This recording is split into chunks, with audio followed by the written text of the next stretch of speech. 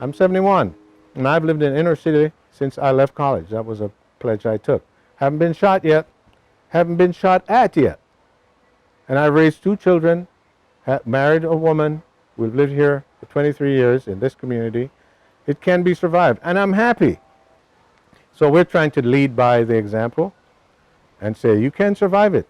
And I think the religious community can do that work, the spiritual community. The church I was called to serve here in Northeast Minneapolis, called St. Paul's Lutheran Church. It was a little urban church on the corner of Lowry and Quincy Avenue. It, like many urban congregations, was struggling in some ways to kind of connect with its changed community around it. They were sensing a call to want to reconnect with their neighbors who had moved in.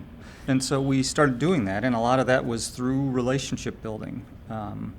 I attended a lot of neighborhood meetings, events in the community, and started building relationships, as did some of our church leaders who really committed to that work.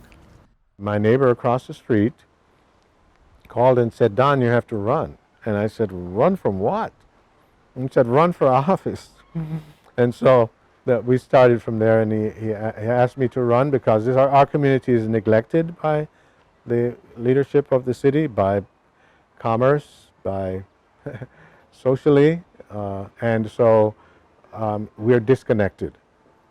And he said, you can help us connect to downtown for our children's sake. He said, we have enough pastors on the north side.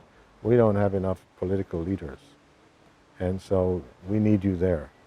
We started a monthly community dinner, which a lot of churches do now, but we were, I think, among the first churches to do that, where we just invited the community in for a really nice sit-down meal to honor them, and that built so much capital, social capital, I would say, and even spiritual capital, because people really felt honored and cared for, and some of them said that was one of the few meals every month that they actually ate with other people because they were on their own. We're in a time of shift and agility, and I think that's a good thing. We need to be more attuned to being neighbors rather than just serving neighbors.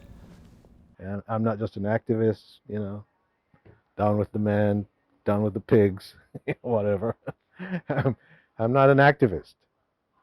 I'm a child of God living in community.